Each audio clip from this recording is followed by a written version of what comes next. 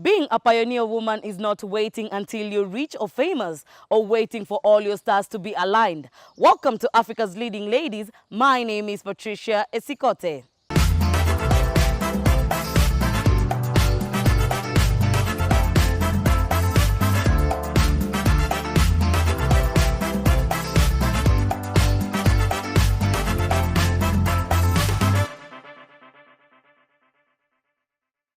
Water is life, they say. Ruth Mwanzia knew very well to venture into the business.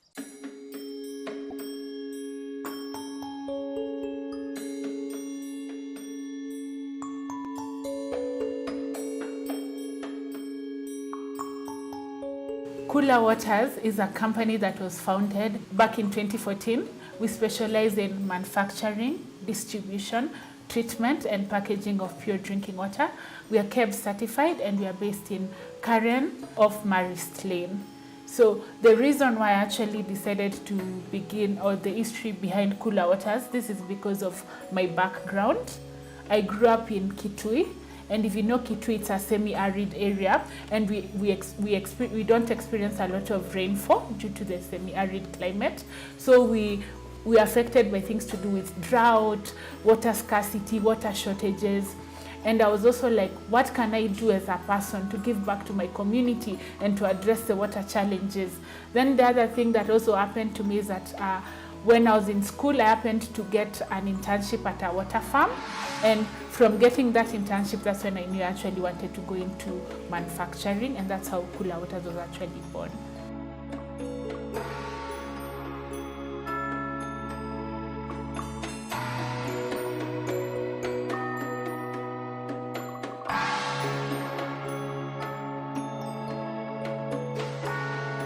Our water is actually a purified water, and we use the reverse osmosis technology from Davis and Shatleaf.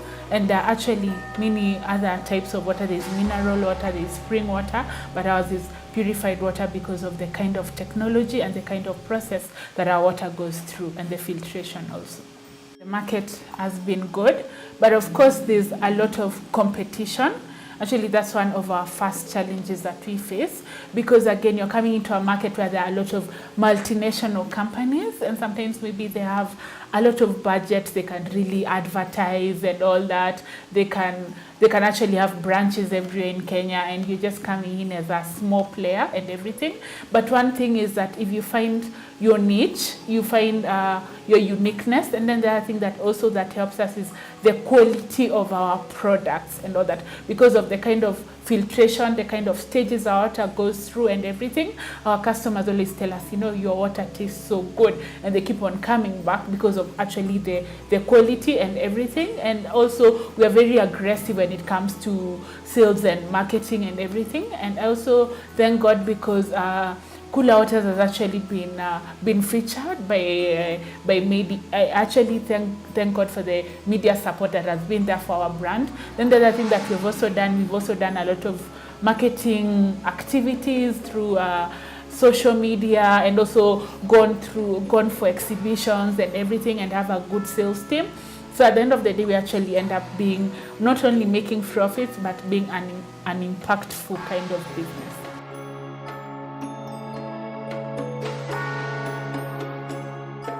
We have two kinds of customers. We have actually the mass market, that's just the common wananchi, and then also we also target events and all that. So we also do customized water, where we actually customize the bottles for you, we customize the labels for you, and we also cater for small events and all that. And also for corporates, we also do branding for them. For example, if they need the 20-liter bottles for them, we actually put their logo and all that. So actually just us guys being also unique in that sector, in that way that we don't mind if it's small customers. Most of the companies focus on the big customers, but we also focus on the small customers. And so in that way, we're actually able to penetrate the market.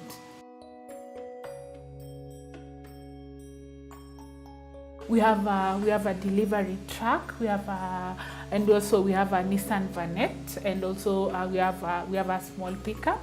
So using and then also the other thing, we have also partnered up with boda bodas and also tuk-tuks, and in that kind of partnership, and also as case having delivery vehicles, we always ensure that our customers get their water on time. You can order today and actually get your product the same day, no matter the quantity that you've actually ordered, because we have actually a very good chain, a very good transportation kind of system that we've actually managed to create.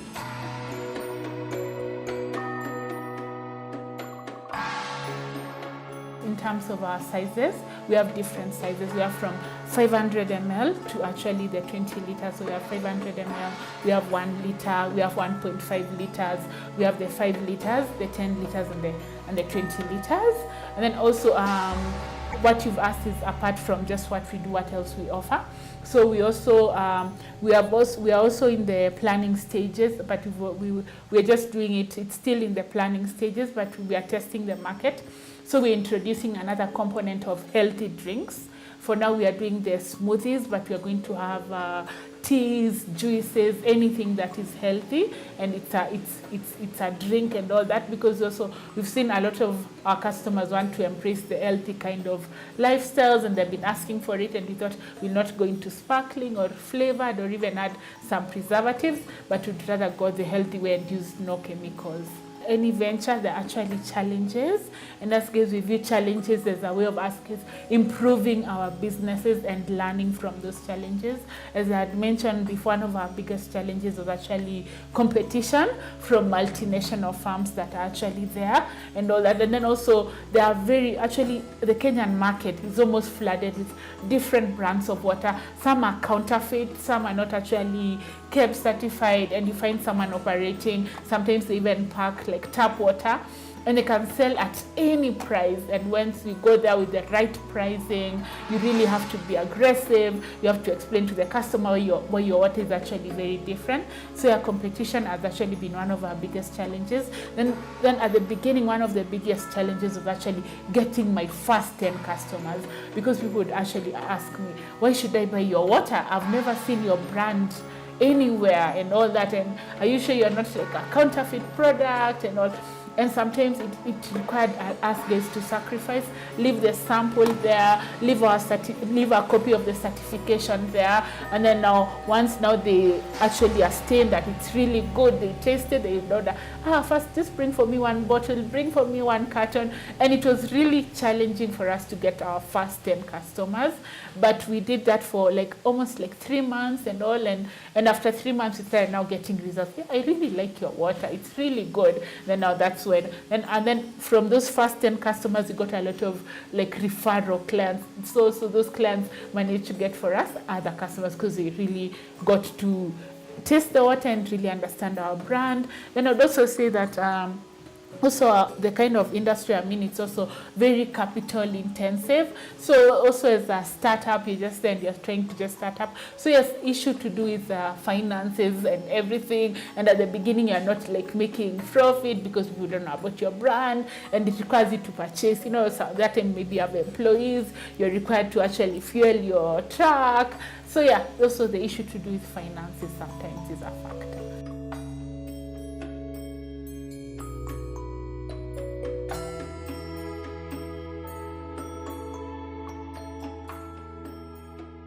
What has also helped me is also what I learned in school for my first degree.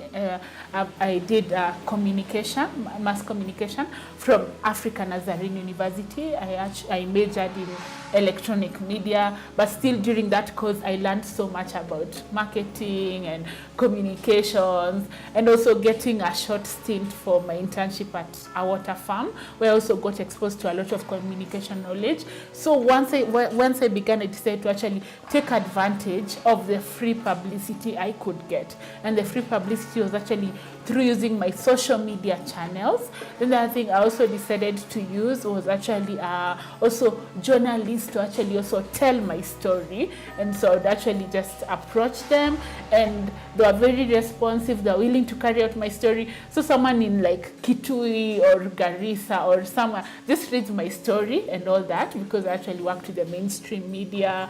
And from then now I got distributors, and that's why we've managed to be actually in 9 towns currently. We supply to 9 different towns in Kenya currently, through them just reading the articles, really getting interested, visiting our factory. So I just used the free publicity I could get at the beginning, because I did not even have a very big budget for advertising. Our business has actually done a lot for the society, and I'm thankful to God for that. First of all, I would say is that, like in Kitui, we do a lot of tree planting activities. In Kitui, we have also partnered up with NGOs in Kitui who do a lot of tree planting, because for us it's also about making Kitui green again. I come from Kitui, and that's the reason why I started this company, to actually make a difference in my community. So I'm very interested in environmental events that actually take place in Kitui. So I always partner with NGOs. In that way, we actually manage to organize marathons to actually raise funds to get like tree seedlings, or to get even water tanks for schools, and also educate people on, things to do with rainwater harvesting and things to do with water management issues. Apart from that, I'm actually my organization, I work with people with a disability and all that, and I believe that with working with people with a disability is just a way of actually giving them an opportunity to excel and all that. So for me, I don't discriminate and everything. And I'm also a mentor, so I also help the guys who are starting out businesses through sharing my story, and just encouraging those guys who are starting up, or the guys who are at the idea stage, and giving them like tips on how to actually start their own businesses, just through sharing the journeys, because I discovered we all go through almost similar challenges.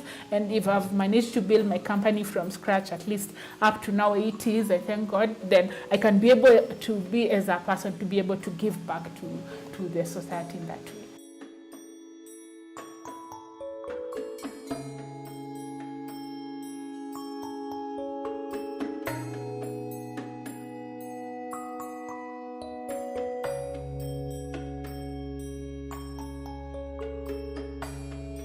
When you're in the process of starting, first what I would actually tell you is that you pray about the idea, then you write down the idea that you want, then you do some research about it. Then one thing that has really worked for me is networking. Networking is very, very crucial. Don't keep the idea to yourself.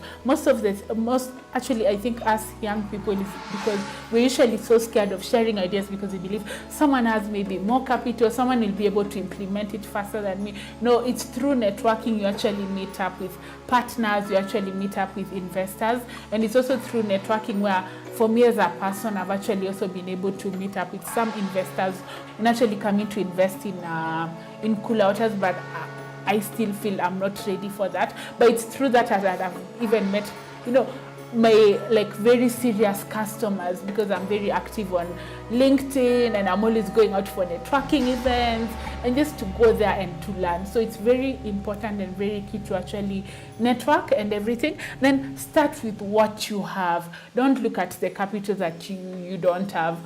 If you are, for example, if it's baking, then just you can use your kitchen for now, for meanwhile, and actually just tell your friends you bake, and then you put your business on social media, and from there I believe it's actually history, because that's how it started. I just put Koola waters on social media, invited my friends to and from then I started getting orders. I'm in Misili, I'm in Kiambu, please can you deliver for me? Even if it's 1 carton, I made sure I actually delivered the water, and through that's how my business was able to actually grow.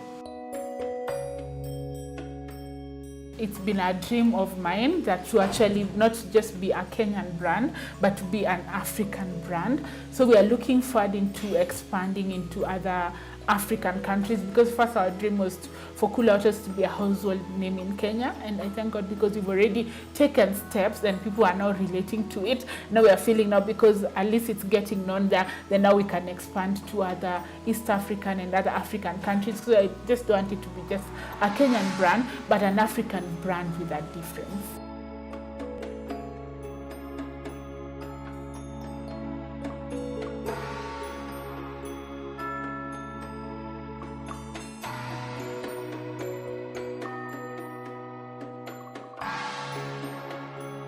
This is where the process begins. First, we have storage tanks, which are actually at the rooftop. Then they are connected directly to this. So this is the piping that has been done by the plumber and everything. So this is where we begin the machine, and it's already switched on. As you can see, it's already switched on. So after now we switch it on. Now let me take you through the other side of the machine. So the pipe is connected. Then we come here. This is the first treatment tank. It has a chemical called iPaspas. Then that iPaspas is for removing any white particle or any dirt particle that might be in water. And we wanted to go with a reputable company where we could actually get the spare parts, the chemicals that are needed to actually have the best water possible. Yes, yeah. So this is the first treatment tank, and also this is called the pH plus machine. So the pH plus machine, the function is just to measure the pH of the water. So the water pH should always be 7.0 and above. If it's actually below 7, you shouldn't pack that water. It's actually bad water and everything. And then this is the second treatment tank, which still has some iPaspas and also a bit of just chlorine to actually just clean the water furthermore and everything. So from the iPaspas, now now it's connected now to the machine. We first come this big cylinder that you see. This is called the carbon filter. So the carbon filter has carbon and sand. So the carbon and sand is used for softening the water, and it's also what gives our water that sweet and sparkling taste. I'll actually give you a sample before you go and everything. Or if you have sampled our water before, you actually know that our water it doesn't have that flat taste, and it doesn't give you that aftertaste. You know, sometimes you like take mineral water and you still have that aftertaste. This actually removes it and actually makes our water be very, very sweet and everything. Then this one's just regulates the flow and the pressure of the water. From the readings, you can be able to know this is how much the pressure is actually coming in from and everything. And then also, this also just shows the readings of the machine and everything. Then maybe I can just take you behind to just see what happens here. So then, as you can see, it's also connected to different cartridges. Yeah, these cartridges have different filters. So the filtration is just for now cleansing and cleaning of the water and just removing any particles and everything, and making sure that the water is really, really purified. That's how water is actually purified water, because of this process, because it's going through the purification process. Then this is called the UV, which is used for sterilization. Apart from that, it actually kills any bacteria, any pathogens that is in water, so that you don't drink water and end up getting, waterborne diseases like amoeba or dysentery or typhoid. This actually kills any bacteria that might be in water. The UV is one that is actually used for killing germs. Then the iPaspas is actually for removing any particles. You see, sometimes you buy some brands of water, are not mentioned, but then when you turn the bottle upside down, you actually get it has particles, and those are like dirt particles and white particles, and really you can't really drink the water because that's dirt you're drinking. So now the iPaspas is able to remove those particles and everything. And why we decided to invest in this machine is because some of the machines, once you invest in them, they don't have the they don't come with the iPaspas. So now, to prevent those dirty particles in water, that's why we use the iPaspas. And this one is just for killing any kind of jam. If you suspect maybe, and also the water is coming from the bowl and all that, so it's from the ground. So using now the UV now, in case there are any germs, any bacteria, it's killed and everything. Yeah, and then from the UV we go to the from the UV. Now this is just the final now treatment tank. So now this removes anything final that is left, like a particle or anything, clears it off. Then one thing I can mention is that our machine is semi-automatic. Actually, we don't touch any process here apart from just switching on the machine and maybe just adding the purpose. The rest the machine regulates itself. It's even the one that stops production. And also the other thing that I've not mentioned is that our machine actually we're able to pump 1,000 liters in 15 minutes. Yeah, so we can pack as much water as we want. And so at least every day we pack around 100 to 200 cartons. But if we wanted to pack 500 cartons and above, we can still do it because it doesn't stop. It also works 24 hours, depending now once you switch it on and once you switch it off. Yeah, and then now these are the last processes before now we go to the packaging. So this is just a normal storage tank, but this one is now the final filter now before you actually go now to the sink where we do the packaging. So this is the final filter, just to, in case there's any dirt, it filters it out. Then this kills any final bacteria that might be now in water or any pathogen. It kills it completely. Then we come now to where we do the packaging.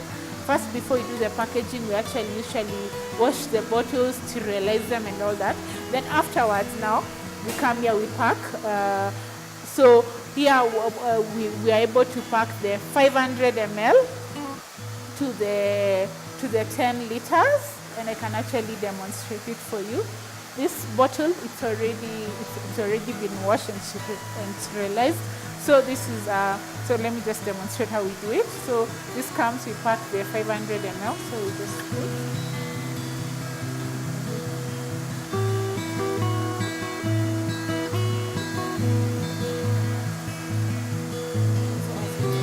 Yeah.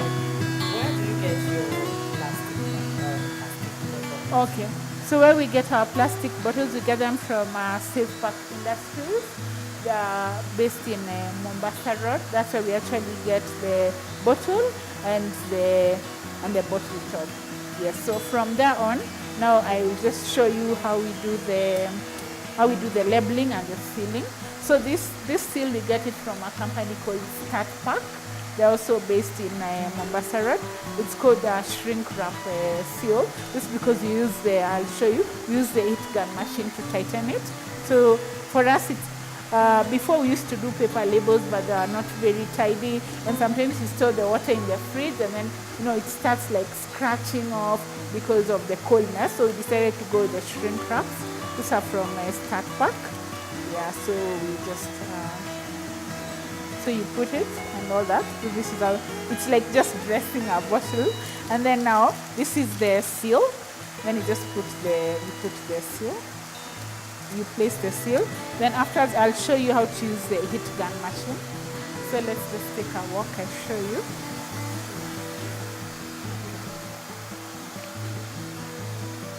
And there's something I think I forgot to show you before you reach that. So we usually put the expiry date and everything. So if for water, it expires after 1 year. So this is just the stamp which comes with the date. So we usually just put it like we put it here. Okay, yeah. So you see, this one is now reading like today's date, which is 4th August 2019, because water actually expires after 1 year. Yeah, so usually put it. Then after that, now it's when it's actually ready. So just dress it nicely. Then you come here to the last piece. So this is called the heat gun machine. It's more of like a blow dry and everything. Yeah, so it has a lot of heat. So it's what we use to actually tighten. So you just come, you do it all around. So you see it's very tight. And then also you do the same for the label. Yeah. Make sure that it's very tight. Yeah. Yes, and then now afterwards you just afterwards your product is actually ready. Oh, Yeah, I can actually yes, you can actually try it. It's pretty simple. So you just adjust. Yes, okay. Even that level is okay. Yeah, just try all around. Yeah, and then just pass it around. Yes, like that. Yes. And you're done and you're good to go, and you can have now your water that is actually ready. Yeah, this is good. This is yours actually. I wanted to sample because you've actually done it. Yes, yeah. It's okay. Oh, yeah, yes, you should definitely drink it.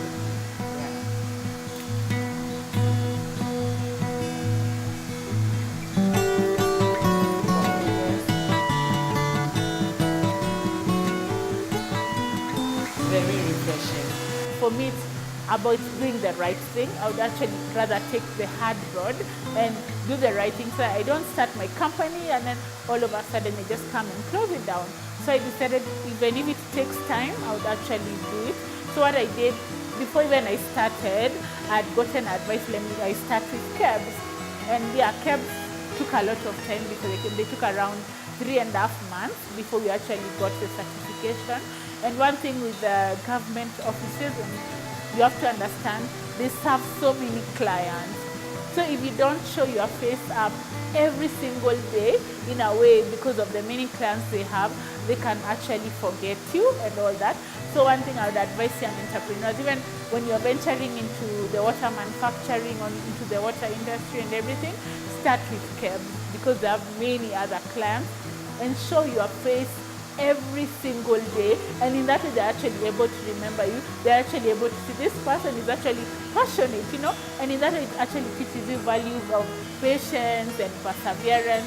And it's the same as even for NEMA, even for KRA, and for any other government regulatory offices that you need the certificate.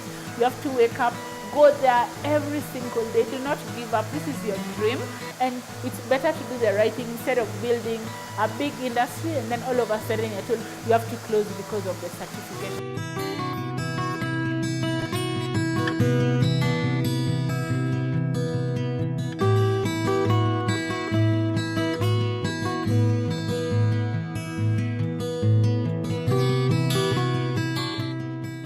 The African Growth and Opportunity Act held an event of empowering women through entrepreneurship. Listen in. For a country to qualify under Category 5E, it must be an LDC. So it must have had, like I mentioned, a GNP less than 1,500, I think it was 1998 or something. So it's a lesser developed country as it was then. So that's how they qualify to use third country fabric. The others are different types of compositions. Now, there's one called Category 9. Category 9 is for handmade, hand-loomed, folklore products or ethnic printed fabric. And these are basically defined under bilateral consultations. In the case of Kenya, this was done way back, I think in 2000, 2001, and they're published. So if you're making, for instance, kikois or kikoi bags, they can also come under that provision. And then there's Category Note, which is for textile and textile articles originating entirely in one or more sub-Saharan African countries. So for instance, if you make bed sheets or duvets, you can do carpets, you can do blankets, you can do sheets, and so on, provided that fabric is made in the region.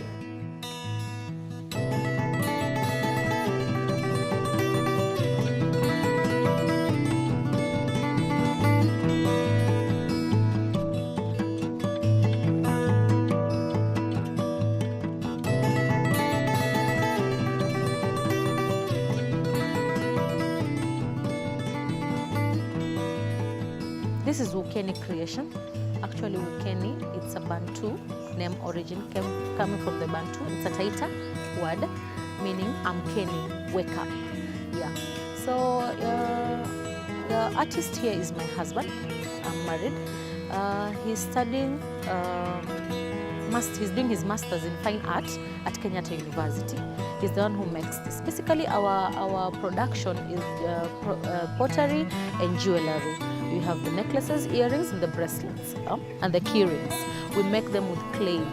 We mold, then apply some paint, then glaze them so that they get out, coming out fine as you see them. What you can say actually is 50-50 thing. You know, in a business, you don't just get 100% of it. There are some times when the season is good, we make good sales. When the season is not good, it goes down a little bit. Yeah, that's why we decided to venture it both in Mombasa and Nairobi. You know, Mombasa is a tourist attraction thing. Yeah, so I decided to start there so that even if Mombasa business there is good and Nairobi is not good, at least we can support each other. Remember, we like to hear from you. So keep in touch with us at Fanaka Digital on Facebook, Twitter, and YouTube, and check our Instagram page to share your thoughts about our shows and who you would like us to feature.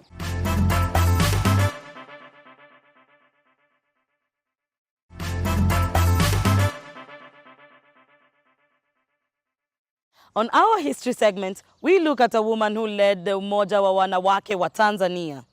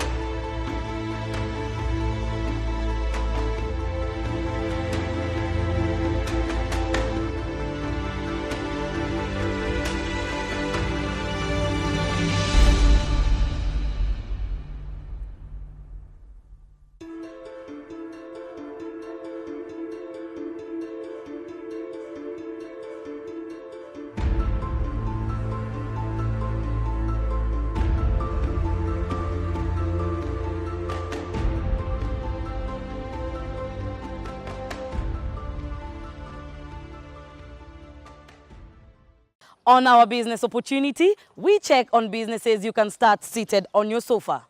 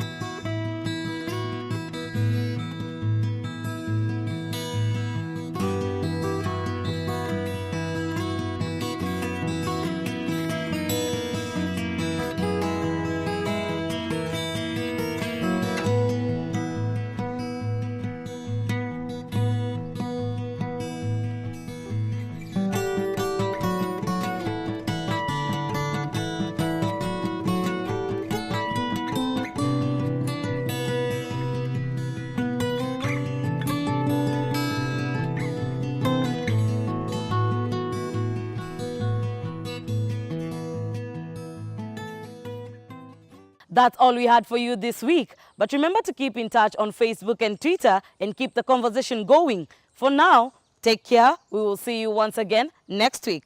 I've been your host, Patricia Esikote.